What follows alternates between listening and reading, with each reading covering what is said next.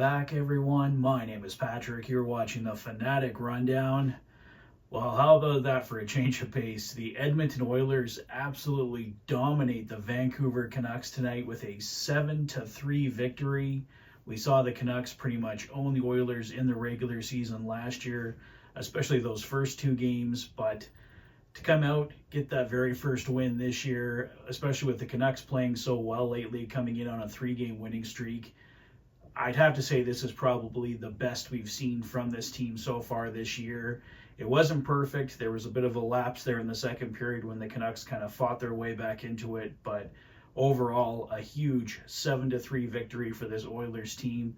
Gets them back to 500 on the year, 7-1, and there was a lot of people that were involved in this victory tonight. Let's break down the scoring summary here. Leon Draisaitl opened it up at 2:48 from Zach Hyman and Connor McDavid. It wasn't quite a power play goal. They got it just after, but just before Draisaitl scored this goal, he made an amazing play at the blue line, keeping the puck in, and a few seconds later, his hard work is rewarded, burying a Connor McDavid rebound. McDavid drove the net. Draisaitl puts in the rebound, giving the Oilers the 1-0 lead after one. In the second period, a beautiful passing play between Mattias Janmark, Derek Ryan, and Corey Perry ends in a Corey Perry tap-in goal at 3:30, giving the Oilers a 2-0 lead. And then just over a minute later at 4:43, Victor Arvidsson off a beautiful feed from Leon Draisaitl buries it past Kevin Lankinen, giving the Oilers a 3-0 lead. It looked at that point like the Oilers were going to absolutely run away with this one, but unfortunately that was when the Vancouver Canucks fought their way back into it. Elias Pettersson with a beautiful tip off a Jake DeBrusk blast at 5:01 makes it 3-1, and then at the 7-minute mark, Filip Hronek with a blast of his own makes it a 3-2 hockey game. Following that Filip Hronek goal, Kris Knoblauch called a timeout on the bench. This was absolutely massive for the game. I think a huge turning point. Kris Knoblauch calmed everybody down. The Oilers got back into the game at that point. The Canucks attack was slowed down. Everybody got back into their positions. There wasn't panic anymore. This was something we haven't seen from a lot of Oilers coaches in the past, not using that timeout, and this was an expertly used one by Kris Knoblauch tonight. I think it absolutely changed the outcome of this hockey game. It remains 3-2 Oilers going into the third period. And then in the third period, Connor Brown with his second of the year at 6:10 from Adam Henrique and Mattias Janmark gives the Oilers back a 2-goal lead at 4-2. They go on the power play. Connor McDavid with the power play goal from Zach Hyman and Ryan Nugent-Hopkins at 7:16. It's 5-2 Oilers at that point. And then Brett Kulak with his fourth of the year already. Getting some offense from Brett Kulak this year. Absolutely.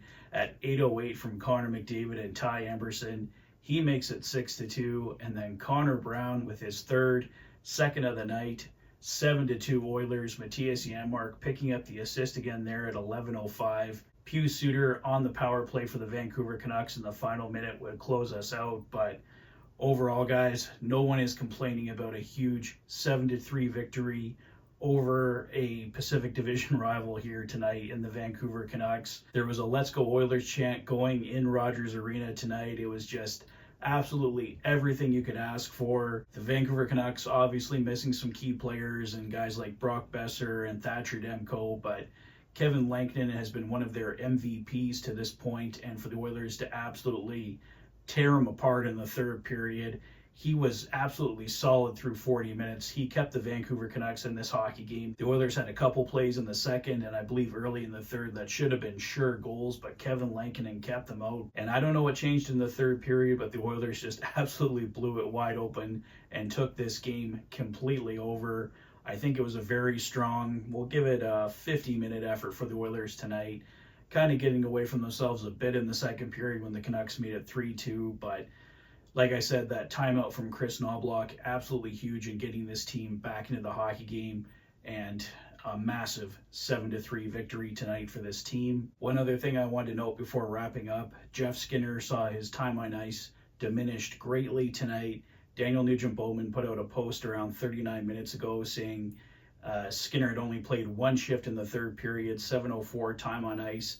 after this tweet was posted, I did see him on there close to the end of the third period, so he probably played closer to probably around 8 minutes tonight. But clearly, he started the night on the number one line with Connor McDavid and Zach Hyman and found his way, dropped down. So don't know if Kris Knoblauch just wasn't liking what he was seeing. I didn't really notice too much from Jeff Skinner, but only being on the ice for around 8 minutes, that's probably another reason why you're not noticing him. So don't know if there's something off with Jeff Skinner or he's kind of in Kris Knoblauch's doghouse right now. We'll see what happens, I guess, with our next lineup look for next game. But yeah, not looking too good for Jeff Skinner at this point in time. But yeah, overall, guys, Connor McDavid has a huge night. Mattias Janmark made a bad play on one of the Vancouver Canucks goals, but he really racked up the points tonight. Great seeing guys like Connor Brown get a couple goals. Brett Kulak put another notch in his belt tonight. And like I said, aside from like a little 5 to 10 minute period, this team was very solid tonight.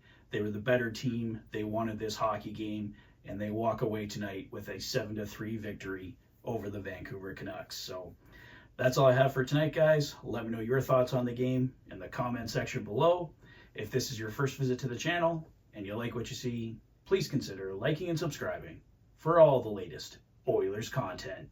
You've been watching The Oilers Fanatic. Thanks for being a fan.